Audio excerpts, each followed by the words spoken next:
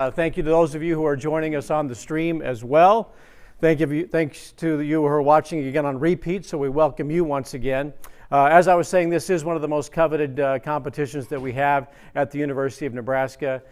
This year's theme is I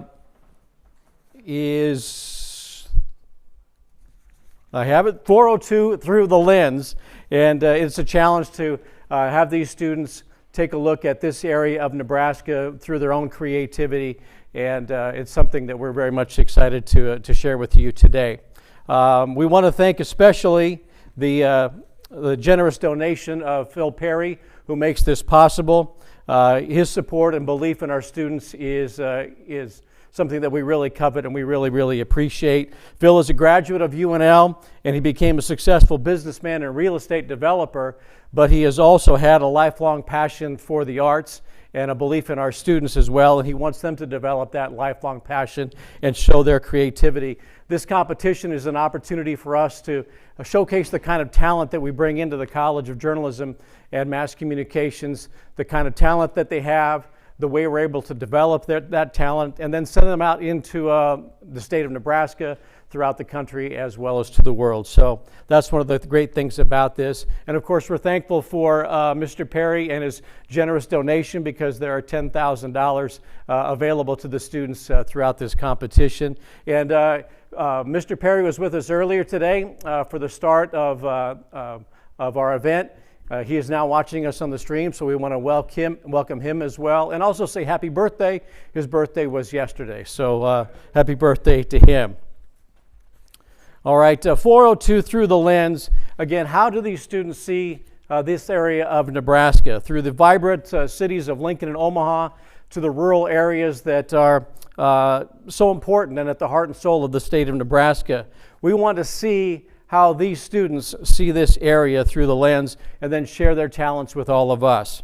The students' competition began last weekend when they were given the theme. The students had the same 24-hour period to put together their ideas. They had the same equipment to use, but their own individuality and their own creativity to create a plan, and they put together 5 to 10 photos that will be in the portfolio that have been judged by the people who are joining us today. And so we do want to introduce the judges who are with us.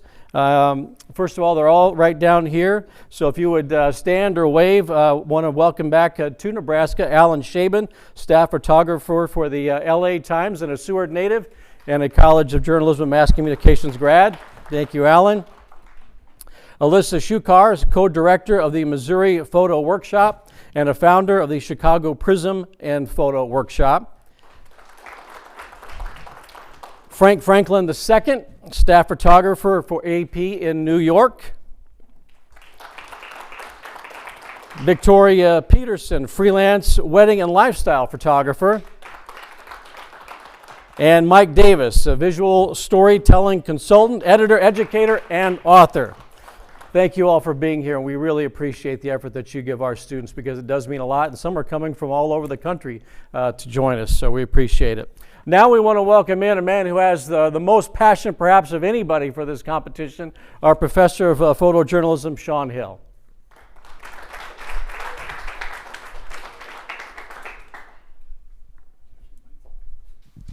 Thank you, guys. So I'm here to talk about what the difference is between studio and photojournalism. So the definition of studio is the workroom for an artist or a sculptor, and sometimes it actually includes a photographer. Photojournalism is the communication of news through photographs. I feel that today's entries in the Perry Challenge actually exemplify what photojournalism is and should be about, which is first and foremost about people. And most of the entries did focus on people, and I really loved that. So, why people? First, emotion and connection. If you have an emotional photo, whether happy or sad, the viewer will connect with it and engage with it, and that's what we want, and that's what the top 5 succeeded in doing. So, I'm done. Okay.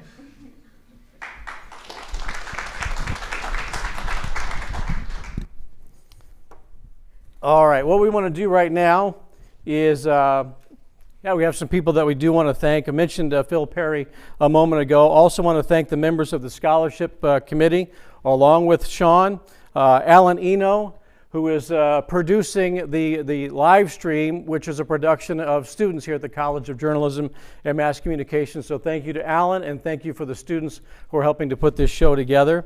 Members of the Scholarship Committee also, Caitlin Van Loon, one of the MVPs of our staff, of course, and Zach Franzen. I'm not sure if Zach is in here or not, but Zach may be the most important person in the building because wherever Zach is, that's where the food is. So we are very appreciative of all the work that Zach does, not only for us at the COJMC, but also at the Alumni Association. Dr. Sharon Baldinelli is here as well, Elisa Smith from our advising office, and Tiffany Grotelushin, who really does a lot of work in putting this together. So thank you to the members of the Scholarship Committee. And thank you to Emily Bray. I don't know if Emily is here, but Emily is the one who designed the 402 Through the Lens logo. So thank you to Emily for her hard work on that. Okay, we want to now bring up, introduce you to the 5 finalists. I'll give all of the names, and then one by one the students will come up. Again, they're going to have 5 minutes to give a presentation on their portfolio, and then we're going to allow the judges a couple of minutes as well to ask some questions and get just a little bit more information. So our 5 finalists are Leah Bryan, who is a sophomore journalism major from right here in Lincoln. Emma Deshawn, a freshman broadcast and sports and media and communications major from Lincoln as well. Marissa Lindemann, a sophomore broadcasting major from Nevada, Iowa. Roxana Rodriguez, who is a junior advertising and public relations major from Wood River, Nebraska, and Jaslyn Sanders, a sophomore advertising and public relations, as well as sports media communications major from Council Bluffs, Iowa. So those are our 5 finalists. We appreciate all the hard work that they put in, and I think it's time to bring Leah Bryan, if we are ready to have Leah's presentation. Leah, come on up.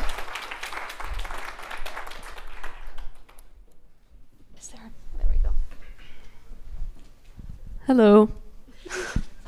My name is Leah Bryan. I'm a sophomore journalism major with a photography art minor. I grew up in Lincoln, Nebraska, and my theme, there we go. Okay.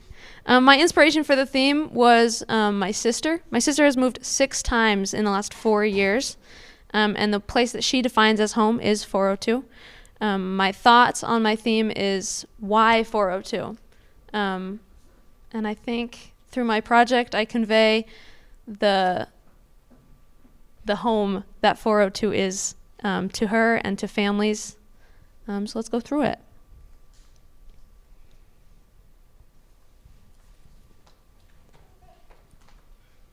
So Maya is my sister, and this is Henry, my nephew. He is 9 months in a week.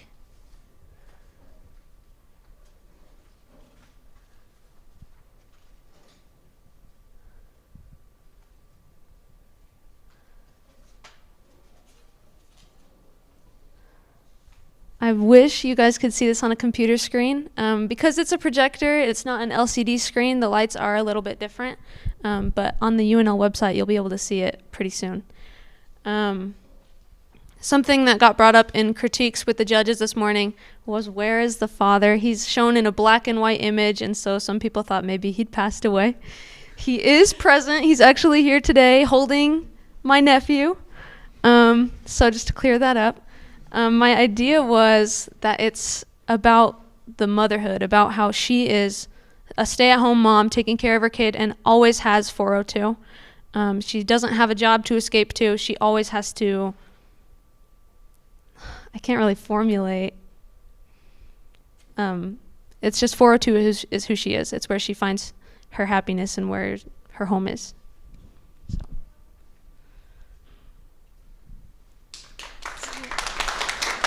I'm curious if you learned things about your sister or if your relationship changed through this project at all. I think it did. She got married in March of 2020, a day before everything shut down. So she couldn't have gotten married any later. So I haven't seen her. I took it was like 1:30 to midnight I spent at her house. That was the most time I've spent with her since she lived with me in March of 2020 at my parents' house. So it was nice to see her growth from 4 years ago to now, and her relationship with her husband and with her child. I've never seen her as a mother as much as I did in those 11 hours. So I do think that our relationship changed. Had you photographed her before this project? I don't think I have, actually. She lived in Alabama for a while, so she was out of state, which is part of my thought process, is that she knows what it's like. She left and she returned, and of all the places she's lived, 402 is her home. Is there anything that you learned from working on this project that you would share with other photographers trying to document the lives of others? I think I sat back and let her talk for 11 and a half hours, and learned about her. She told me everything that's been going on for the past 4 years. It's how I got my captions, and I think that's how I got all my moments. During this moment in here, she was telling me about her family relationships with her parents-in-law. And this moment out of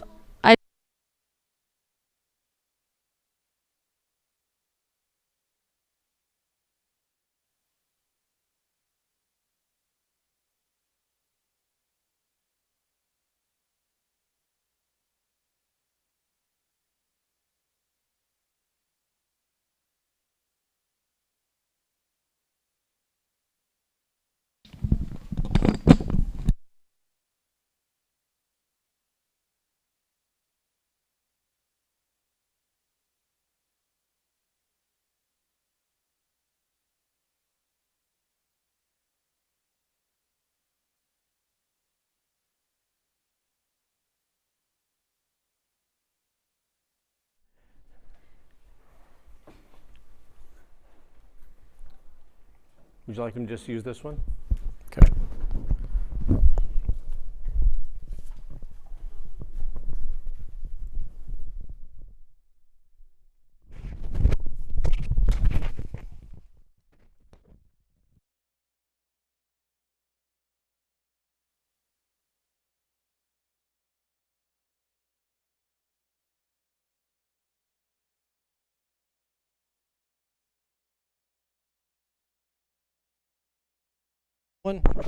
Our next one is Emma Deshawn, freshman broadcast and sports media and communications major from Lincoln.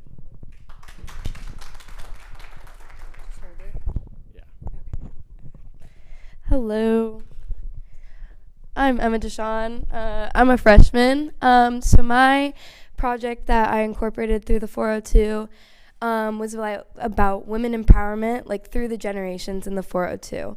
I chose that because the reason I got into photography anyways is definitely because of my yearbook teacher in high school. She has inspired me in many ways, and I probably wouldn't be here on this stage without her today, so props to her. That's definitely been my inspiration, is like women throughout my whole life have really like empowered me, like whether it's my mom or all of my teachers, like getting into English and photography. So that has been my reason for being here. So I decided to come up with going through the generations because I photographed people who have grown up in Lincoln their whole lives and have loved the 402, whether it's the Huskers or Nebraska or anyways. So starting with this little baby, the family she comes from loves Nebraska, loves the Huskers. So I just thought like this baby is going to grow up loving Nebraska the way her family does. Going into it, I met this little girl who loves the Nebraska volleyball team. So I was like, how can I incorporate her love for volleyball and the Nebraska volleyball team with the Lens 402? And Bob Devaney is where they all perform, or where they compete and play. And she was telling me all about how she wants to be a Nebraska volleyball player as she grows up.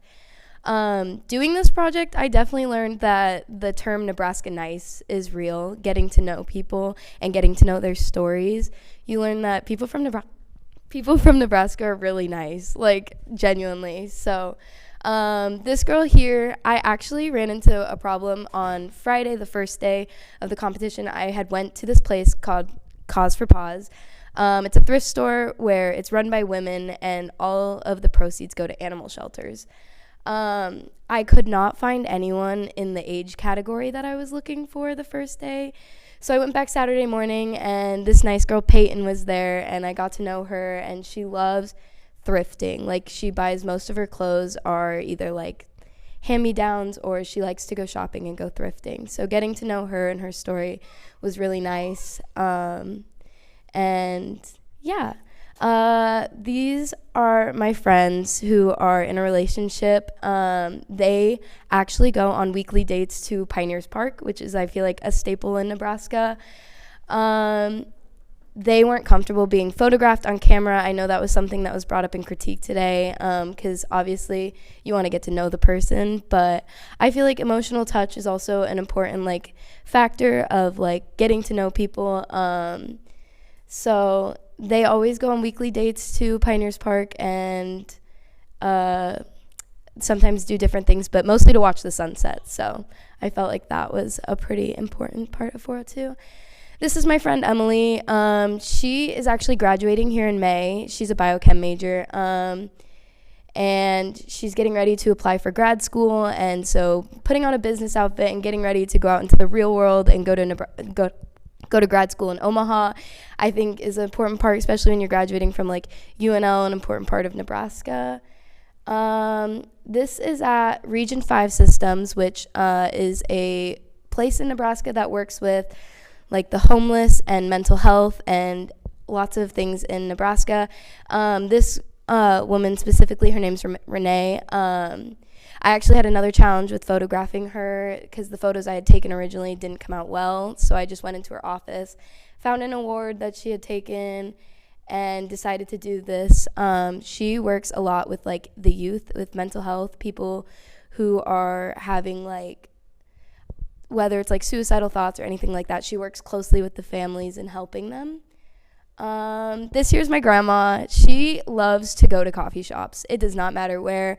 She'll go to any coffee shop and try their coffee and sit there for hours and just people watch with my grandpa. So this was at 1863 Coffee Shop. I think an important staple in Nebraska, in Havelock, Nebraska. So, and then Maxey Elementary School. It's named after a woman named Joanne Maxey, who was the first African-American woman senator in the U.S. Senate, or in the Nebraska Senate. So I thought taking a photo of a school named after her, who was a pretty important woman, is kind of a cool idea. So, and that's my last photo. So that's kind of what my thing's about.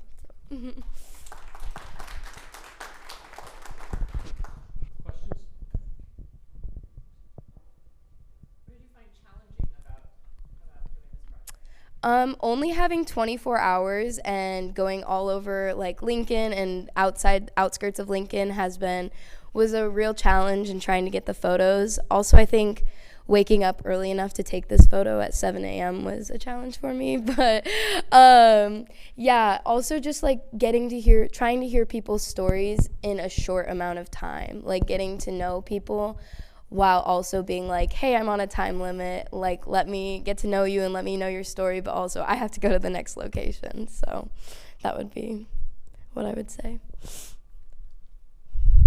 knowing you know what you know now, how would you do it differently if you were doing it again 2 weeks from now?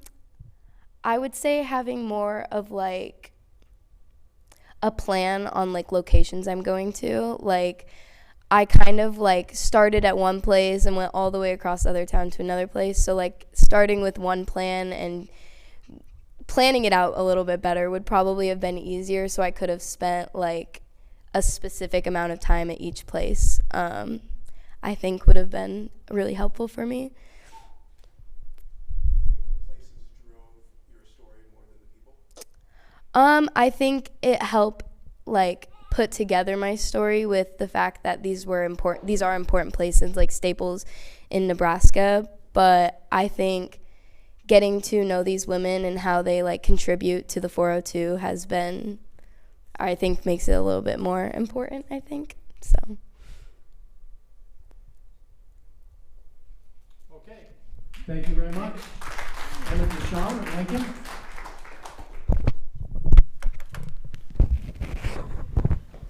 All right, our third finalist is Marissa Lindemann, sophomore broadcasting major from Nevada, Iowa. Nevada. Okay. Where's that clicker thingy, my bobber? Oh, this is a lot to hold at the same time. Okay. Hi, everyone. That's the wrong way.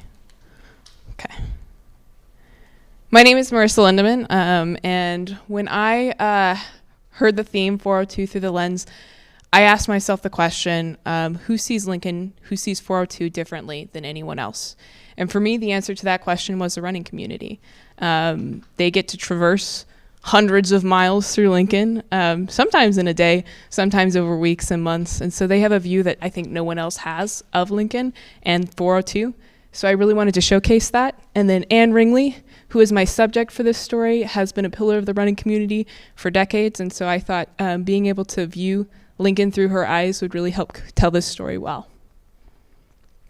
So yeah, I followed Anne around. I started at around 1:05 p.m. I went straight from the kickoff of the competition straight to the Lincoln Running Company in downtown Lincoln. This is Scott Stuckey. He's been getting his shoes from Anne for 20 years now. She's been working there for 40, and I think that's really a testament to the relationship that she's built with most of her customers. In fact, as I spent the next 8 hours there with her, every single customer that came in knew Anne. She knew every single one of them. Phil Perry, actually, my fun fact of the day, Phil Perry is a runner, and he has gotten his shoes from Anne, so I thought that was pretty interesting. I mentioned his name, and she knew who he was right away. One thing that really stood out to me about this project was how intimate the process of getting shoes is, which I didn't really realize before I started on it. There was one quote that Anne said that really stood out to me, and that was, "When people's feet hurt and you take care of them, they remember you forever." And that was so true for every single person that came in to visit Anne that day. And then it was true likewise. She knew every single person that came into her store. She knew their name, she knew their kid's name, their pet's names, you know, what grade they were in, what sport they were preparing for. And I really felt like that was a testament to what Lincoln's running community is like and what Lincoln is like. At this time, they were also preparing for a really, really big sale, their annual sale. And so I walked in and I saw more shoes than I think I'll ever see in my lifetime. There were over 8,000 in the store. And of those 8,000, Anne told me they'd pretty much have nothing by the end of the week after their sale started. People will line up down the block to go get their shoes from the Lincoln Running Company. And I didn't really think about it as a community event, but it really is a community event.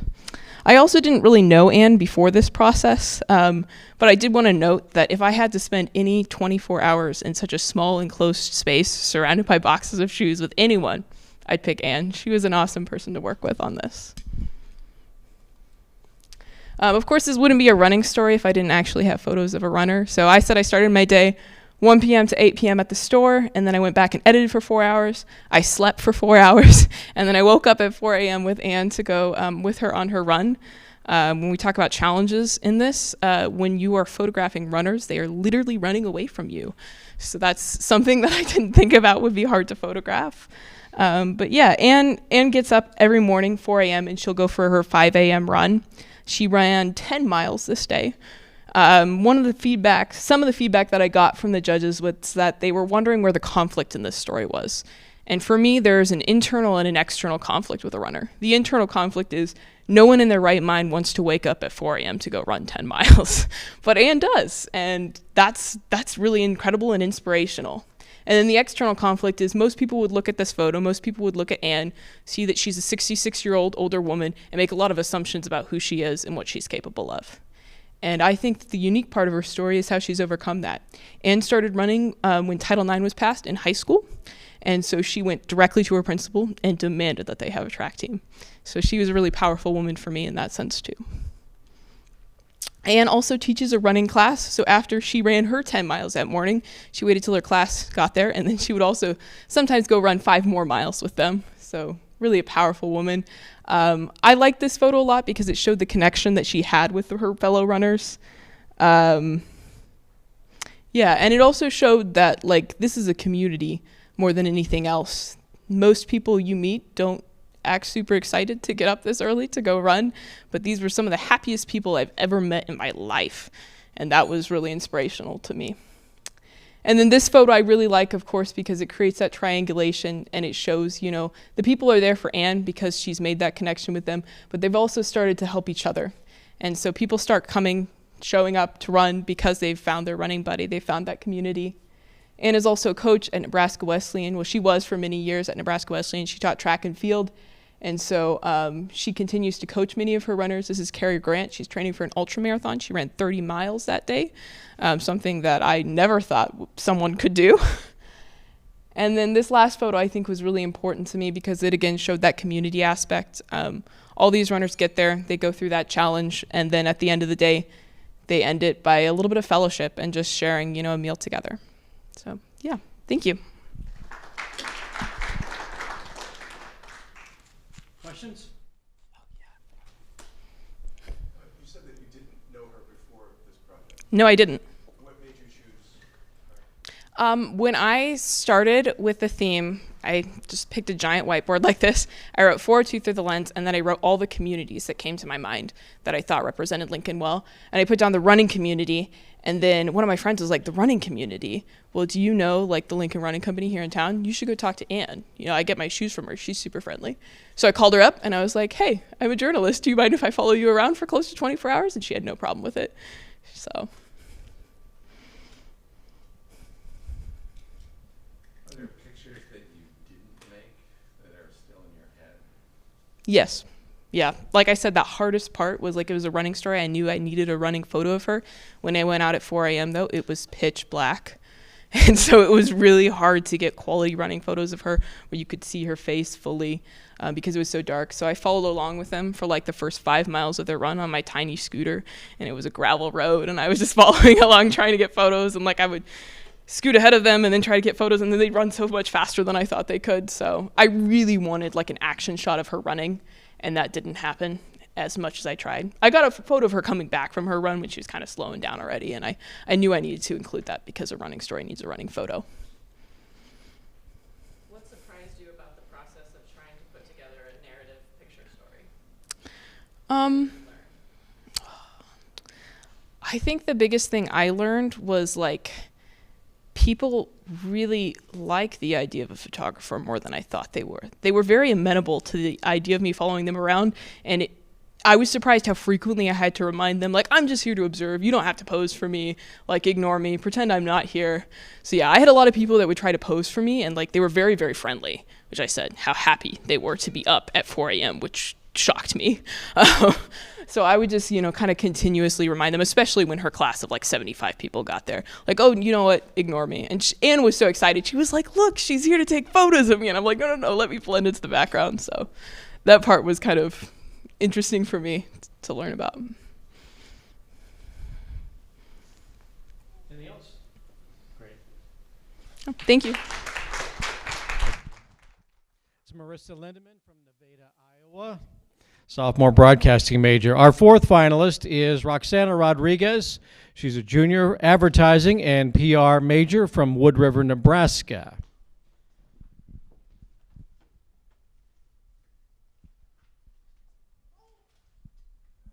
Thank you.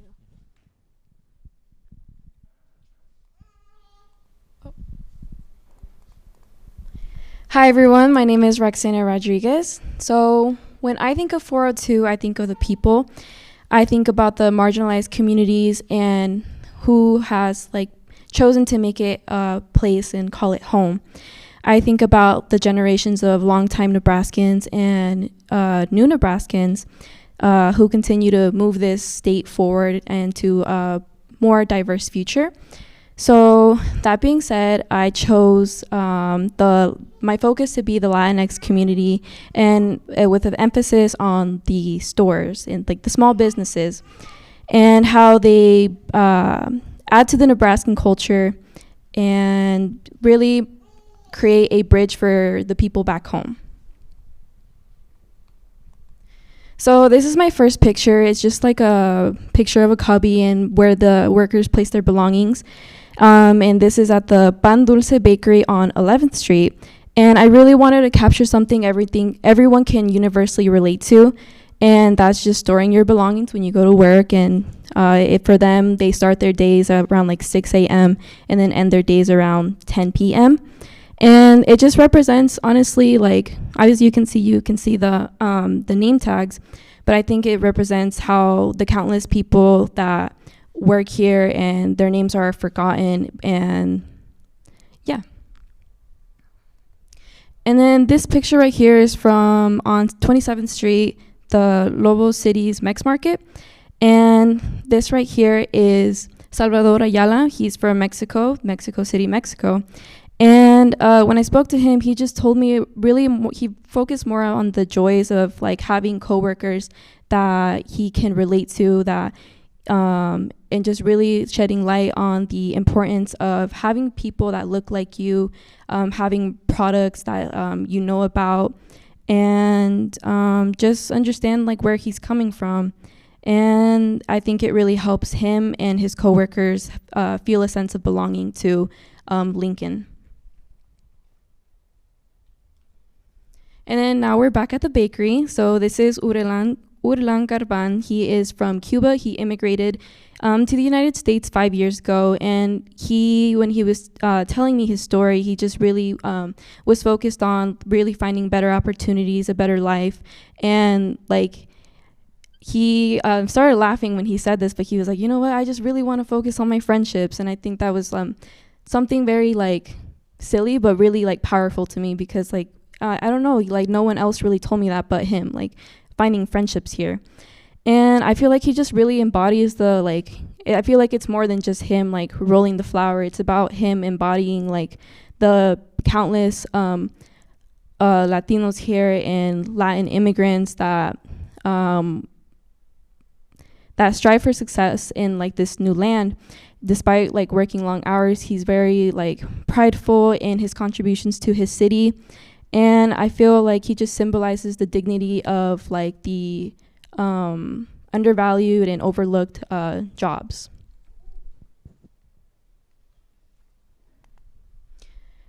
And then this is just a close-up of a different worker kind of just putting the bread together and or dough.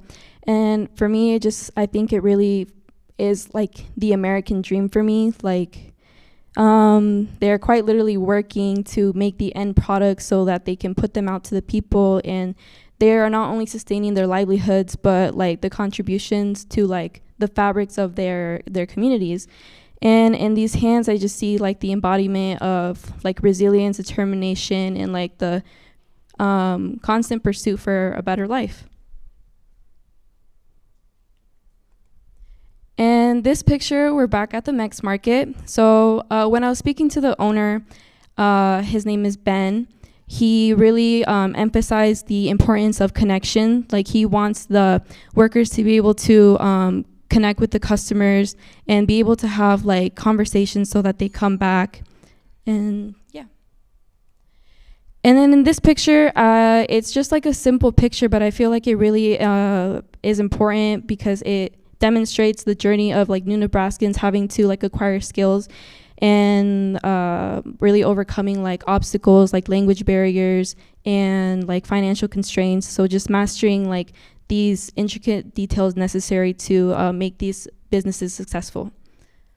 And then this is my last picture. I thought it just really represents Nebraskans enjoying like the results of like the fruit of the labor of these workers, and I've just trying out and putting out different services and products. And I just think it just shows like the diversity that's contributing to Nebraska and just how it provides a sense of home for many. Thank you.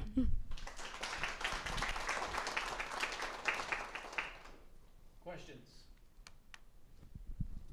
Is there a specific takeaway you would like the viewers of these images to have? Like, is there like a message you're trying to communicate or a story you're trying to communicate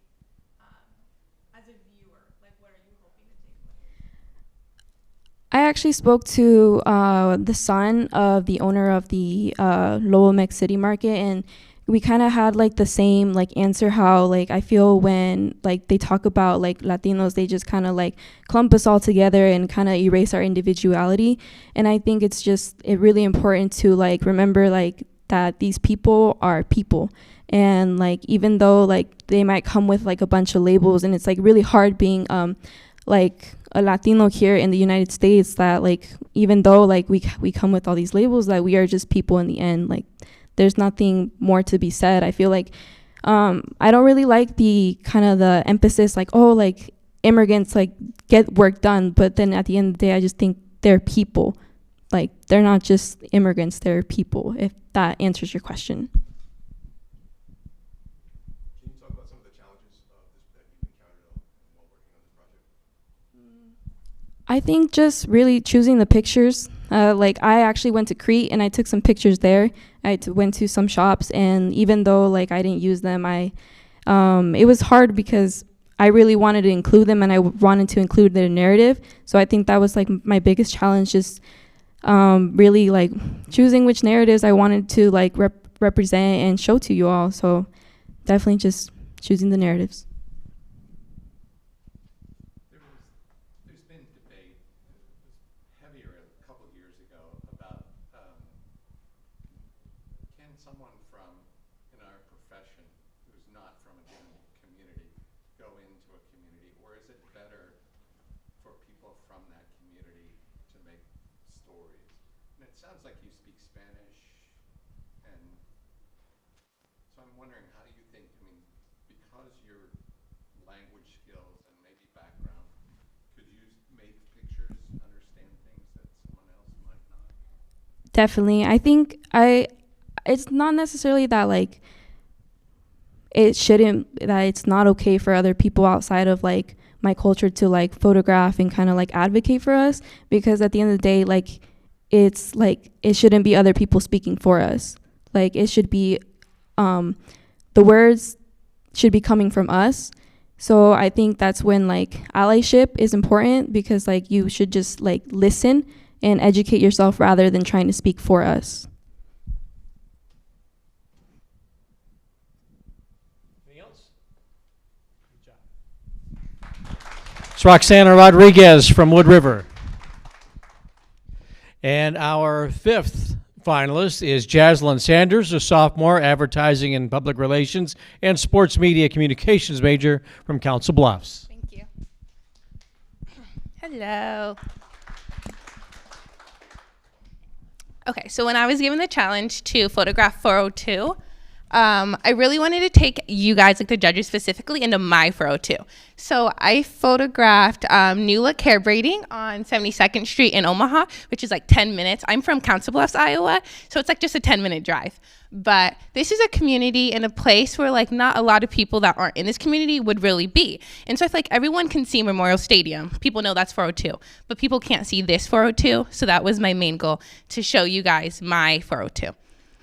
This is the owner, Jen, and she was just doing her hair.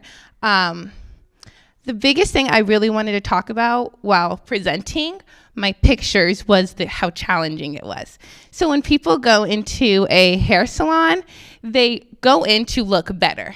So a lot of these women I photographed didn't want their pictures taken. Well, they knew what I was doing, they wanted the story told, but when I asked permission, because you need to ask permission to take pictures, they were like, okay, not my face though, not my face. So know that we would like, you guys, oh, I want to see eyes, and I was like, I tried to get eyes, but a lot of them just really didn't want their picture taken from the front, and so I just tried to do my best to get every other thing I could. This little girl, she's in kindergarten. She was super excited to get her hair braided, and this was her first time. And I kind of talked to her about it, and she goes, yeah, it's so long, like I'm so excited. And then a couple hours later, she was asleep. And I just think that holds to the testament of how long it takes to get our hair braided. My hair probably took like 5 hours. So we're there long hours, and it's just such a community. And again, it's a community of 402 that not a lot of people get to see. So I'm so blessed to share it with you guys.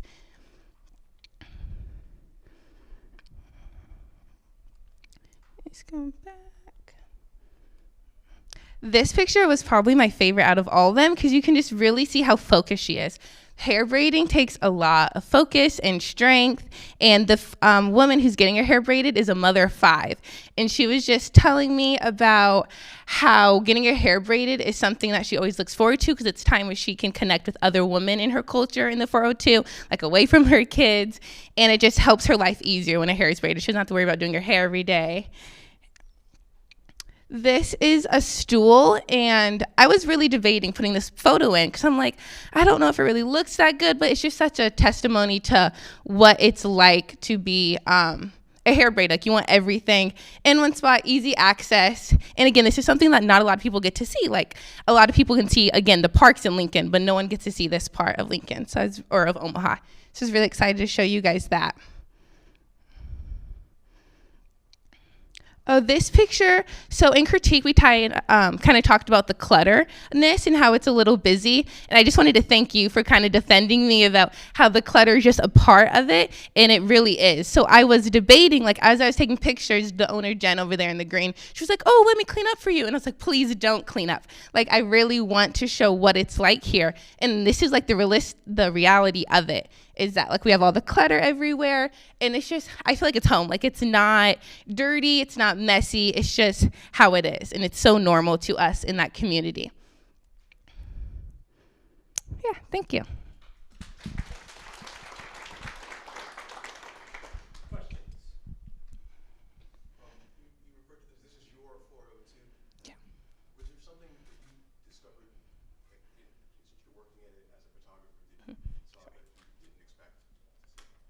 Oh, something that I didn't expect to see. Was there a new experience that you were that you've been there before? Yeah.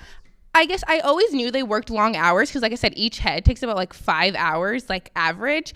And so this owner, Jen, so she just spent 5 hours on this, and she had another lady that was coming in next, and she was like gonna eat, but then she's like, no, like, she's been waiting hours already. And so then she went and started right away on the other lady's head, and then the lady was like, no, you can eat your lunch, you know. So the testimony is just how many hours they work back to back. So, like, I'm obviously there for my hair and my hair only, so then when I'm done, I leave. I'm not there for 10 hours, you know. And so, yeah, I guess it probably, they work like 15 hours straight almost. They don't get lunch breaks, they don't get dinner breaks. Like, they're just there to serve their community and their people that come see them. And sorry, I forgot to mention while I was speaking before, another big challenge was the language barrier. So this is an African braiding shop, and they almost all speak French. And so it was really hard to communicate, to, like, get those photos how sometimes I wanted them to turn out, but again, the language barrier, and I don't speak French. And so, yeah. Did you show her pictures? I'm curious what her response was. Yeah, I did show, and some of them she was like, so I took a picture, I think this picture, honestly, and again, the clutter in the background, and she goes, oh, like the clutter in the background, and that's when she wanted to clean it up. And I was like, no, it's okay. So she did enjoy the photos, but she, was worried about, like, what other people were going to think about how her salon looked outside of our culture, because people outside of our culture don't go into this area of the 402.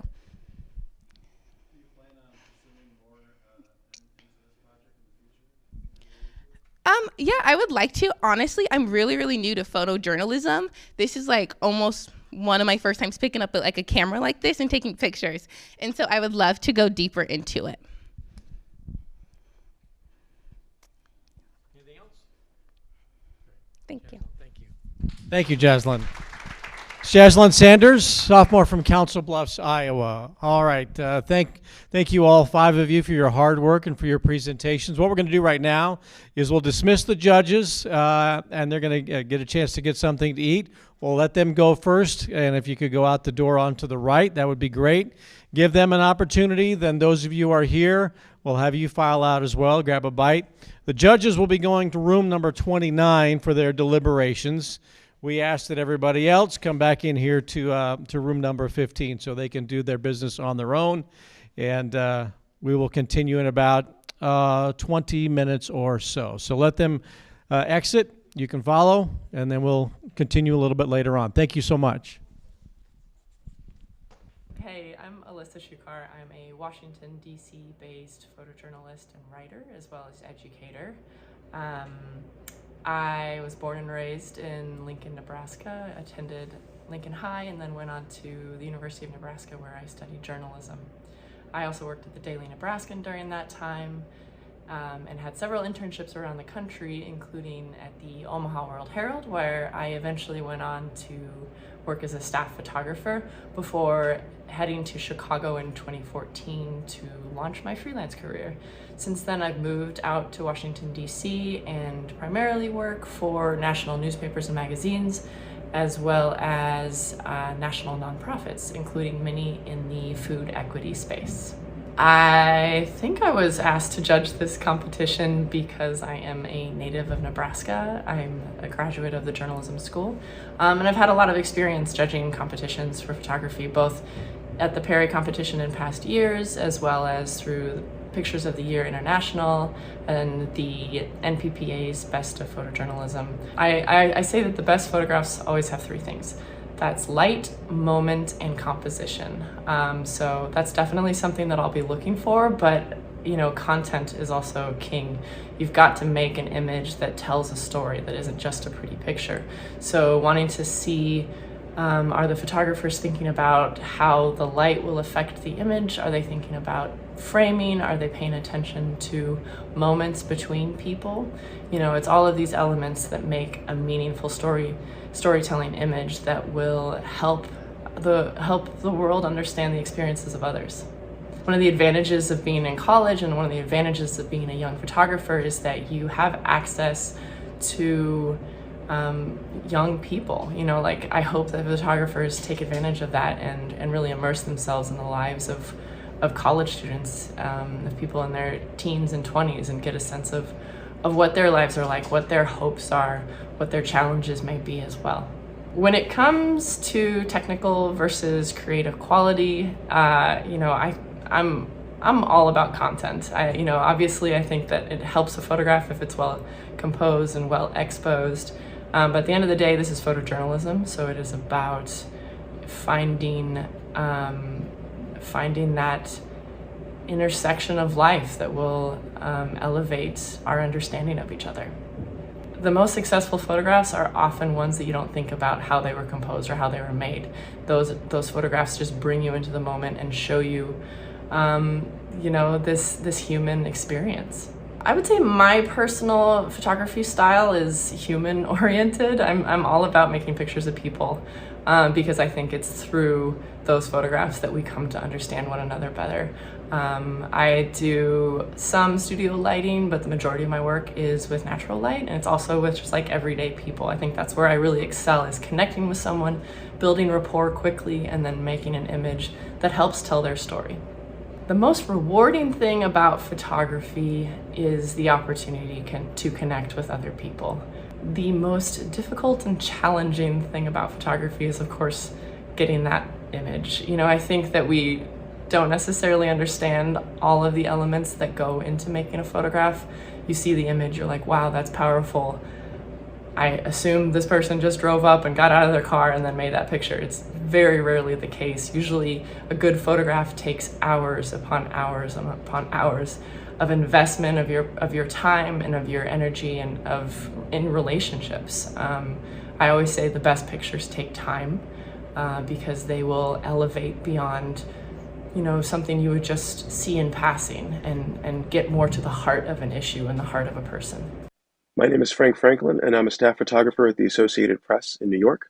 I cover primarily sports and news, and I have been there for about 21 years now. I started out as a photographer, much like you. I was a student at Howard University. I worked at the school newspaper, and I worked at the yearbook. And then eventually I tried to freelance in DC. I had decided to go to grad school. And then eventually I found my way to Ohio University School of Visual Communication. While I was there, I got an internship at the Associated Press in Seattle, Washington. After that, I ended up as a temporary staff photographer in Raleigh, North Carolina. And then I transferred to New York, where I've been for 21 years. I think I was asked to judge the competition because, for starters, I judged this competition last year. but I really have a passion for helping people grow and developing, and I enjoy the format of this competition. The format of this competition lets people talk about your work. You get to watch us judge the work that's a part of it, but then you get to hear our interactions. A lot of times, there are points in my career where I think a lot of that growth comes from the people that you share ideas with and that you talk with.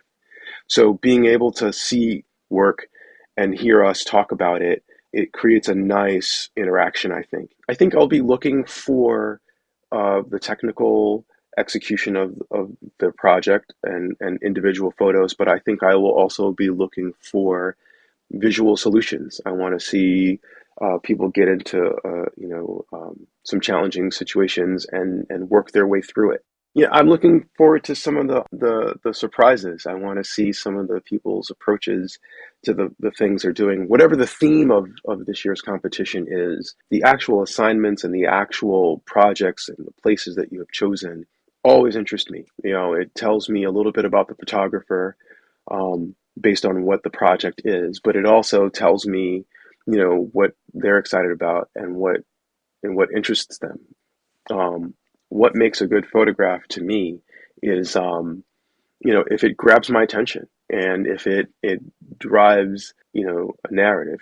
If you can do that and you can make me look at work and make me interested, make me care, whereas maybe I didn't think I would before, then that's a successful, a successful group of work, a successful photograph. For me, I'm looking for a blend of technical and creative, qualities in photography. I think if a photograph is well exposed and well composed and has, enough light and creativity, great. But if it's a static picture that's well exposed and technically is flawless but not interesting, then it's not successful, in my mind. So I want to see a blend of those things. Try to shoot the things that you care about and stay excited about the things that you love or are interested in. Be open to the things that that may change that trajectory. But I think it's important to have a frame of reference for everything that you do. Because as you develop as a photographer, you'll be asked to shoot lots of things. You'll be asked to shoot things that you don't know anything about. And maybe you'll like them and maybe you won't. You may be getting an assignment for fashion. You may get an assignment for a news conference. You may get an assignment for sports, and you may not like any of those things, but you will learn something from doing them with the same energy and the same passion when you do something that you like. So hold on to the things that you like, shoot the things that you love, and stay interested in the things that motivate you. Hello, everybody. My name is Mike Davis. It's really been nice to be with you today, especially back at UNL. I graduated from the J School in 1981 with a dual major in news editing and Spanish. This was after 4 years in the Air Force, where I worked on base newspapers. I grew up in Tekamah, Nebraska. The critical thing was the decision to go into the Air Force, and then a second decision was in picking which job to do there. I chose base newspapers. So I wrote on 3 different newspaper staffs in the Air Force. I expressed interest, made another choice, and ended up, after grad school, becoming the picture editor at the Albuquerque Tribune, where we did amazing work. Got national and international recognition. I won Picture Editor of the Year a couple times. The staff was it was only 4 people. It was a circulation 36,000. National Geographic saw that work, and I was approached to go work for them. Did that for a few years and became the design director at the Detroit Free Press for about 3 years. Then moving on from there, I was offered an opportunity in Chicago to lead a visual staff of 36 at Sun Publications, owned by Copley. Somebody I had hired at the Albuquerque Tribune became President George W. Bush's photographer. Eric Draper called me and said, "Hey, you want to come work at the White House?" So I did, and did that for 4 years, watched 9/11 unfold, did some amazing work with Eric and the rest of the staff. I wrote a book about essentially pulling together everything I've come to understand about the profession and the idea of crafting narratives visually. It's called Creating Visual Narratives Through Photography. After retiring from Syracuse, I returned full-time to working with photographers directly, and editing projects is my primary focus. And then I've continued my own photography anew by creating a project back in my hometown, sort of coming full circle. I'm calling it a time capsule in reverse, and that I'm connecting with things that make me think, remember, pause, ponder of what it was like to live there when I was growing up, and try to make connections and see what has changed and see what has remained the same. Finally, I would say that it's up to each of you to define your own path into the profession, and that takes effort on your part. Don't expect others to help you, point you there, make it happen for you. It's only going to happen if you do, and you will achieve to the level of your abilities and your efforts, your energy that you put into yourself. This is a profession that's sort of a gift to each of us who are able to make a living in it. It's so magical, so amazing, but it comes at a price. You have to give 100% all the time.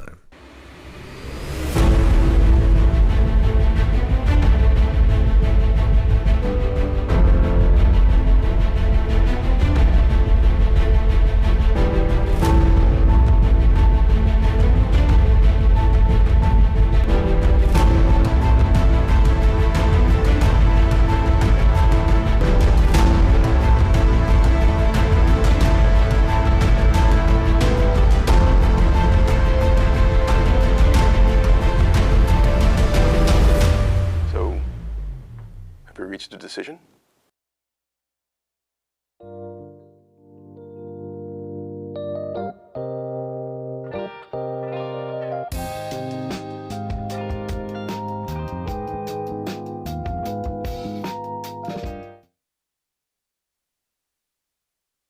Okay, those were some serious deliberations by our judges, and we certainly appreciate it, respect your time and expertise.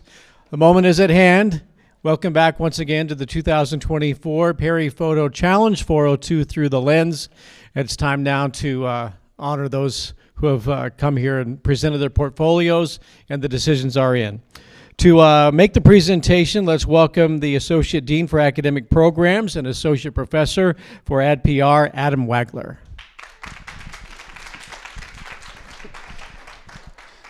Thank you, Bill, for doing all this. And I want to reiterate thanks to the judges for volunteering time, effort. I know it takes a lot to judge student work, especially when it's all really interesting and good. It's hard to make decisions, so we really appreciate your time and effort. Can we give a round of applause for the judges, please? So thank you very much for coming. So, it's great to have you here on campus, too. Thanks for coming and making the journey. So as Bill mentioned earlier, this is the 5th year of the Perry Photo Challenge. And with that, I would like to take another moment to thank Mr. Phil Perry, because he wasn't able to join us at this event, but I know he was here earlier and talked with you all a little bit. But I think something interesting, and I know I'm kind of filling in for our dean, I know she really values the time and the meetups that they have to kind of talk about different ideas, different things. But I think a tidbit that's kind of interesting is Bill mentioned that he's a grad of UNL, but he's not a grad of this college. So he really has no necessarily obligation or allegiance to our college, but I think the really cool part about it is he believes in our mission, and I think he believes in the students that are doing the hard work, and I think that is a testament to just his character and his interest in helping out the future. So he's invested a lot of that effort into this challenge and making a space for you all to see what you can come up with in 24 hours, which I think is pretty amazing what you all did in such a short amount of time. The reward really is for the students who demonstrate that, and you all demonstrated that hard work and determination and creative problem solving that really embodies Phil's success in his own career. I know he has those endeavors in the arts as well. So we're proud of the finalists that you've reflected on those values that Phil has set forth and experienced those through your time doing the 402 Through the Lens Challenge. So I do want to offer from the college the sincerest thanks to Phil Perry for this competition, because without his support, it would not be a possibility for us to run something like this. It's been a pleasure watching. I didn't get to see the photos until just now, earlier, so you all did a really nice job on the presentations. Super cool photos. I think hopefully, you all learned a lot, because the determination and dedication to pull something that together in 24 hours really is a testament to your hard work. So something that I hope you are proud of your work and that sort of thing, but something that I tell my students a lot, that no effort is wasted. So regardless of who wins, I think it's something to keep in mind that you all hopefully had a really great experience thinking about a story, thinking about your community, and trying to document that in some way. And I think you all have some really beautiful photos to show for it. So congratulations there. So can we get a round of applause for all the students who did this awesome job? So with that, we do want to have everybody come up individually. We have a little trophy for finalists, so you won't walk away empty-handed. And I'm going to ask Caitlin to come read your name, and then we'll hand you a little trophy. And then I think we're going to take individual photos with each one of you, and then we'll get to the winners, because we have to draw it out to build up suspense. Go. All right. Can I have that list, please? Wonderful. No worries. All right. Our 5 finalists. So Leah Bryan. Yay. Emma Deshawn. Marissa Lindemann. Roxana Rodriguez. And Jasmine Sanders. Yeah.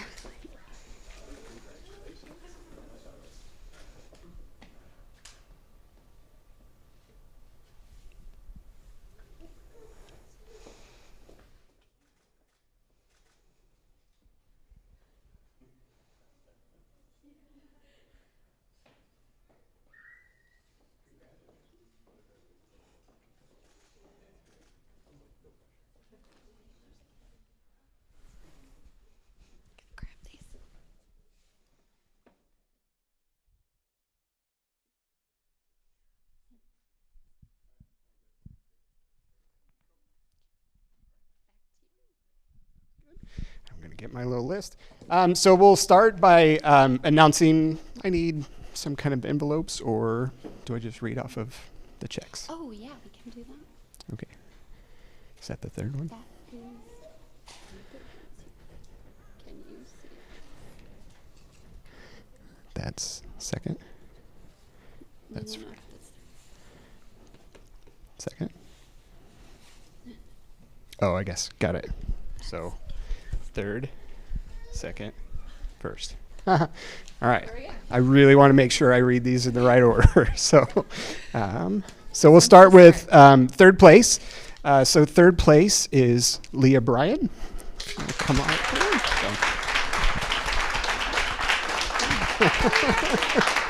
There you go. Congratulations. Very good. I've never done this before.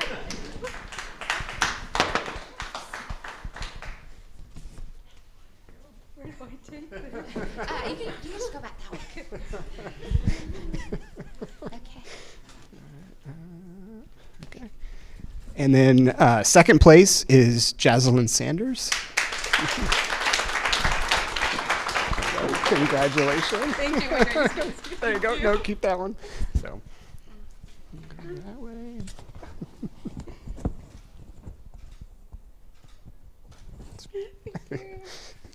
Cool. Needed bigger checks. Cool. And then our first place winner for the 5th annual Perry Photo Challenge is Roxana Rodriguez.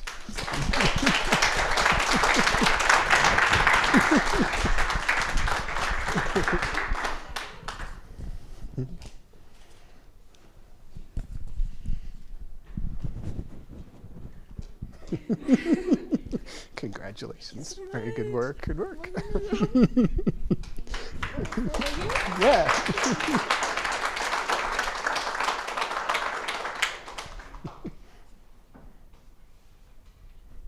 Do you want one by yourself with the big check? I do. Cool. All right. This is yours. You get a big check. There. All right. So I will turn it back over, but I want to also just thank you again for the students for your hard work. All of them were really great. So another round of applause for the students. And I'll turn it back over to Bill. And before we do say goodbye, Roxana, could we have you join us once again and just a few words from you, and congratulations once again. $7,000 is the prize for first place. Wonderful portfolio. Just a few words on winning the competition. Thank you. Oh, I'm shaking right now. Oh, I just really want to thank everyone that really helped me throughout this process, like my roommate Guadalupe for helping me like really look through my pictures and really finalizing which ones that I wanted to put in this essay, and my friend Dulce Garcia. I couldn't really have done this without her. She really helped me brainstorm ideas for this competition and really helped me kind of just generate ideas, and like I said, I really couldn't have done it without her. And I thank my sister for being here with me and all the other contestants. It's just been such a memorable experience to have, and it's really unforgettable. And I thank you all the judges for choosing me and being here and giving wonderful feedback. Yeah, thank you. Congratulations. One more thing, Bill. Yes, sir. I wanted to give you a copy of my book. To help you along your path. Very good. Thank you, Mike. Congratulations, Roxana, and congratulations to all of you for being here, and those of you who came to support them. We appreciate it. Again, thank you to Phil Perry, to the judges. Thank you for your time, your expertise, for traveling here. We really appreciate what you've done for us. This, as I mentioned earlier, is a real highlight for us at the College of Journalism and Mass Communications to have this competition and to see the incredible talent that we bring into this college here that we help to grow and develop, and then once they graduate to go on and do great things both in the 402, the 308 even, around the country and around the world, and maybe one day we'll have you here judging this competition in the near future. So thank you so much. Thank you, and thank you all for being here. Congratulations, Roxana, and to everybody, and thank you all for joining us.